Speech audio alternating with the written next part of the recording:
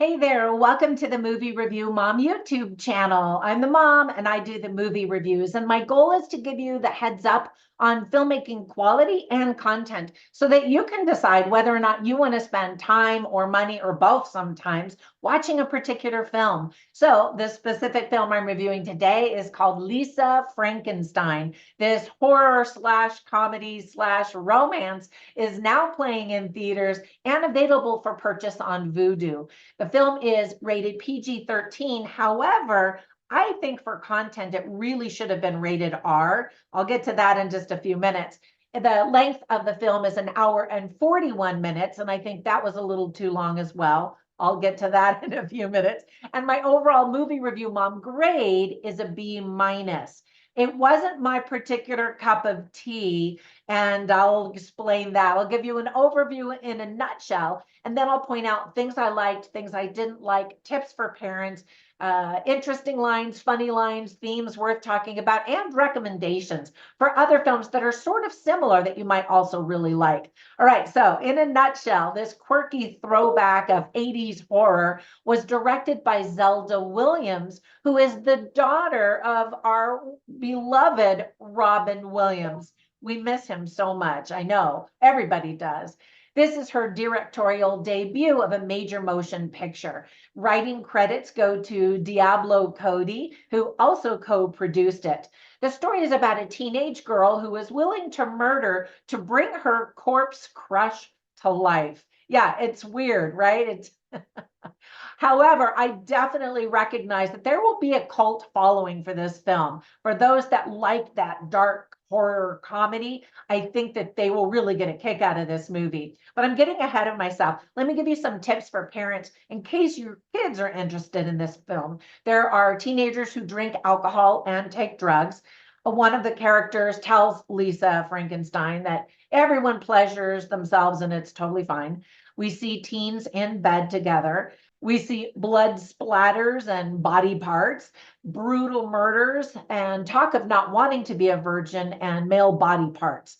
So the content is not necessarily family friendly, in other words. Some of the themes that the movie illustrates well are the price we pay for love, belonging, recovering from trauma, mental illness, and teen angst. Now, there were some things I really liked about this movie. So first of all, Katherine Newton is fantastic in this role as Lisa Frankenstein. And I'm really excited to see what else she can do. This movie really put her on my radar. I know she's been in other things, but they were minor roles. And this is her big movie. And she really does a great job.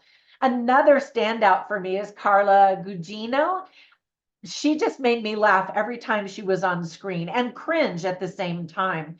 Other cast members include Cole Sprouse as the creature, Joe Crest, and Lisa Soberano, among others. During the rolling credits at the very beginning of the movie, we're told a brief backstory in cartoon form to help us understand the current events and what happened in the past. And I really liked that.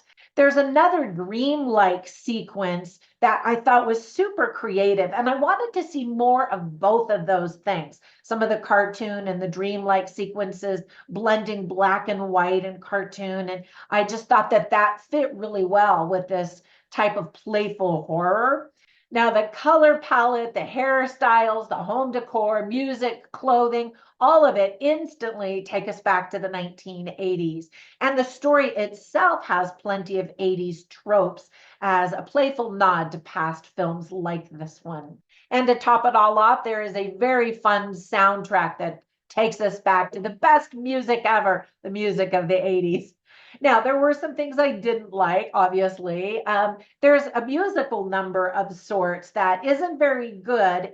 However, we see a sweet connection between two characters being made during that song. So it kind of went on and on and on. And I'm like, all right, what is the point that the director's trying to make here? Because it just seemed excessive without being a really great scene. And so ultimately, I just decided it was just so that we could see this character or this relationship develop. The tone shifts dramatically from Act 1 to Act 3. You know, of course, Act 1, we're getting to know the characters, but by Act 3, it is full on murder, slasher, blood, and gore. And you're just like, Oh, okay. I didn't know we were going to go that far. And I've heard some people say it should have gone farther. It should have been rated R. But as it currently stands, I felt like it was a rated R movie.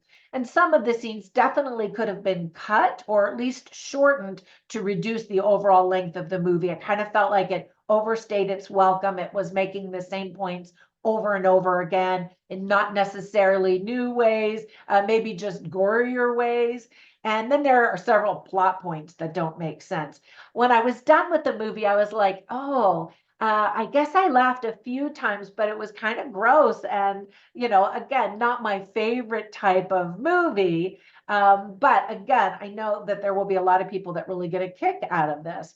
So whenever I watch movies, I take notes, of course, so that I know what to share with you. But specifically, I write down funny lines and interesting lines so that you can get a taste for the dialogue and the script writing quality. So I'll share some of those with you. I wrote a bunch of them down, and you can see all of them on my written review at moviereviewmom.com. So one of the so 80s moments is when this monster picks up this shoe that looks like a phone, which is something I absolutely saw in the 80s. And so Lisa Frankenstein, again played by Katherine Newton, she says to him, "That's my dad's shoe phone. He got it for free with a subscription to Sports Illustrated." Now, I can't remember specifically if that's actually what happened, but I just remember a lot of companies giving away really goofy, kitschy things like that in the 80s. So that made me laugh. There's another scene where, several scenes actually, where this creature, who's a corpse, who's sort of been reanimated, and that's a little unclear how exactly that all happened. But anyway, he starts to kind of cry, and she says, "Don't, no, don't cry. Your tears smell so bad." And I just thought that that was such a funny idea to have in this corpse. You'd think the whole corpse would smell bad, but apparently he didn't. It was only when he cried. So I just thought that that was creative. And then now Carla Gugino just was so hilarious, and her personality, like I said earlier, was just cringe. And she says to somebody, "I'm an IP, intuitive person, took a whole seminar about it." Anyway, and she looks fantastic, by the way. I just am wondering, when is she going to start aging? She's just beautiful in this movie. And then speaking of beauty, the movie starts off with Lisa Frankenstein just, really inside herself and frumpy, and then throughout this process of trying to resurrect this corpse and have a romantic relationship with them, she starts dressing up kind of like Madonna and in goth clothing and kind of more stylish. And so she shows up at school one day, and one of the girls says, "Lisa looks good. She could probably even do pageants if she had congeniality," which made me laugh because she's just so off. And then this police officer says, "I really hope this goth phase ends soon." And I think, didn't we all think that? It hasn't ended. It's still going on. We called it different things. We called it emo for a time, but it was basically that same goth. So while I was watching this movie, I instantly thought of 3 films that you should add to your watch list in case you've never seen any of these before. The first one is Edward Scissorhands, starring Johnny Depp, and he's incredible in it. It's such a quirky, weird romance, sort of horror type of movie. Definitely not all bloody and gory as this one, I don't think. But anyway, so there's that. And then I think fans of the musical, the Broadway musical, and the movie version of the Broadway musical, Sweeney Todd, are really going to enjoy this film. I think that that's the same audience. So if you thought Sweeney Todd was great, then you definitely should check out this movie. If you were abhorred by it, and I was like appalled, like, who likes this musical? This is disgusting. Then you definitely want to skip this movie.